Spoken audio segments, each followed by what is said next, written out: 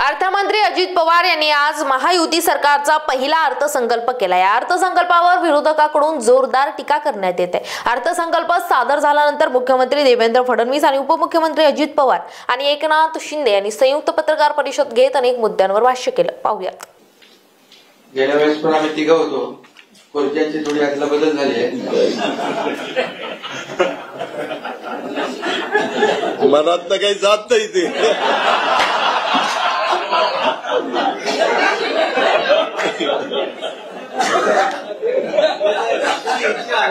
अदला बदल झाली असली तरी सुद्धा टीम तीच आहे। अदला बदल झाली पण बदला बदल नाही झाला। टीम वर्क म्हणून जे आम्ही गेल्या 2.5 वर्षात काम केलं महायुती सरकारने, तेच आम्ही पुढे या ठिकाणी पुढे नेतोय। खरं म्हणजे राज्याच्या सर्वांगीण विकासाला चालना देणारा हा अर्थसंकल्प आहे। गेल्या 2.5 वर्षात आम्ही विकास आणि जनकल्याण म्हणजे कल्याणकारी योजना यांची सांगड घातली होती आणि तेच धोरण आम्ही आता देवेंद्रजींच्या नेतृत्वाखाली टीम म्हणून पुढे नेणार आहोत। आणि आदरणीय प्रधानमंत्री मोदीजींचं जे विकसित भारत 2047 ची संकल्पना आहे त्यामध्ये हा अर्थसंकल्प आमचा मोठा योगदान देणारा ठरेल। कारण त्यांचं $5 ट्रिलियन जे काही स्वप्न आहे त्याच्यामध्ये $1 ट्रिलियन महाराष्ट्राचा जो काही गोल आहे तो अचीव आरामशीर होईल। कारण नीती आयोगाने एकदा एका बैठकीत म्हटलं की मुंबई MMR मध्ये फक्त $1.1 ट्रिलियन काय म्हणताय 1.5 ट्रिलियन पोटेन्शियल आहे मुंबई आणि मुंबई MMR मध्ये। रेस्ट ऑफ महाराष्ट्र वेगळा आहे। त्यामुळे महाराष्ट्रामध्ये जे पोटेन्शियल आहे ते पोटेन्शियल आता वाढलेलं आहे। आणि त्यामुळे कारण महाराष्ट्रात इन्फ्रास्ट्रक्चर आहे, कनेक्टिव्हिटी आहे, स्किल मॅनपॉवर आहे, चांगलं वातावरण आहे, इंडस्ट्रीला पोषक आणि म्हणून इंडस्ट्री फ्रेंडली स्टेट हे महाराष्ट्र झालंय। सांगण्याचं तात्पर्य एवढं, जेव्हा मी मुख्यमंत्री होतो त्यावेळी दावोसला 2दा गेलो, जवळपास 7.5 लाख कोटीचं करारनामे झाले त्यावेळेस। आणि आता देवेंद्रजी आणि उदय सामंत आपले गेले त्यावेळेस किती 15 लाखापेक्षा जास्त 16 लाख कोटीचे करारनामे झाले। म्हणजे पूर्वीसारखं फक्त करारनामेवालं काम नाहीये, हे ऍक्च्युअल काम करणारं सरकार आहे। कारण मागच्या वेळेचं 75 ते 80% त्याचं एक्झिक्युशन झालं आणि आता देखील आता जे देवेंद्रजींच्या मार्गदर्शनाखाली 16 लाखाचं जे MOUs झाले प्रत्यक्ष त्याला देखील सुरुवात झालेली आहे।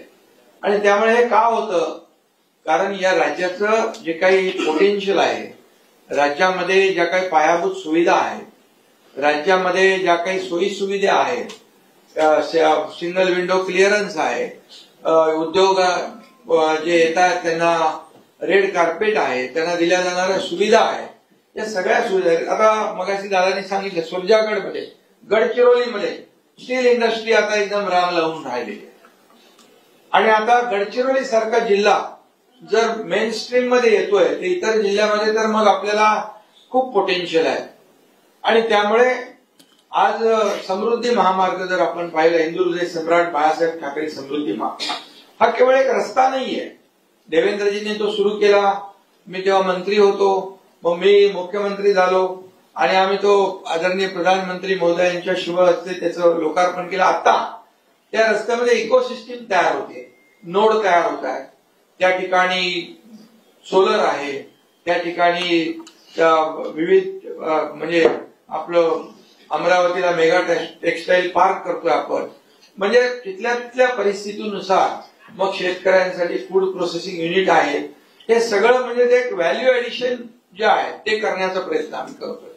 आणि त्यामुळे कुठलाही रस्ता जो आहे, रस्ता फक्त महामार्ग नाही तर तो पूर्ण राज्याची एक इकोसिस्टीम आणि गेम चेंजर प्रकल्प आम्ही ठरवतो। अटल सेतू बघा, मुंबईचा कोस्टल रोड बघा, आता मगाशी भाषणात दादांनी सांगितलं मुंबईत पुण्याचा मिसिंग लिंक अर्धा तास आम्ही लवकर जाणार लवकर येणार. म्हणजे मुंबई पुणेमुळे तिकडे काय झालं, आयटी पार्क झाले, सर्व्हिस इंडस्ट्री आली, मोबाईल इंडस्ट्री आली, रिअल इस्टेट बूम झालं. म्हणजे एक रस्ता काय करू शकतो असं आम्ही अनेक रस्ते म्हणजे इन्फ्रास्ट्रक्चर या अर्थसंकल्पात घेतलेले आहेत. रस्ते, कनेक्टिव्हिटी, आणि त्यामुळे कनेक्टिव्हिटी महत्वाची आहे. आज मुंबई गोवा कोस्टल मार्ग आम्ही करतोय, सागरी महामार्ग, पर्यटन वाढणार आहे आणि इतर जे काही, त्यामुळे पर्यटनाला देखील पैसे ठेवले त्याच्यामध्ये. आणि म्हणून जवळपास जे काही 5,000 किलोमीटरचं ग्रीड जे आहे म्हणजे वेगवेगळ्या टप्प्यामध्ये ते आम्ही या ठिकाणी, शक्तीपीठ आहे, इतरही रस्ते आहेत. म्हणजे पायाभूत सुविधा, खऱ्या अर्थाने ज्या राज्याच्या पायाभूत सुविधांवर खर्च जास्त असतो त्याची प्रगती जास्त पुढे वेगाने होत असते. हे गणित आहे, सारं समीकरण आहे. त्यामुळे या आपण जर बघितलं तर पायाभूत सुविधांसाठी खूप मोठ्या प्रमाणावर निधी आम्ही त्याची आकडेवारी अजितदादांनी दिलेली आहे, त्या आकडेवारीत लागली आहे. त्यामुळे अमेरिकेचं उदाहरण आपल्याला माहित आहे, त्यांची ओळख जी आहे त्यांची श्रीमंती रस्त्यामुळे आहे.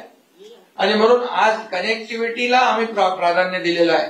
फक्त रस्त्याच्या कनेक्टिव्हिटी नाही तर एअरपोर्ट देखील घेतले.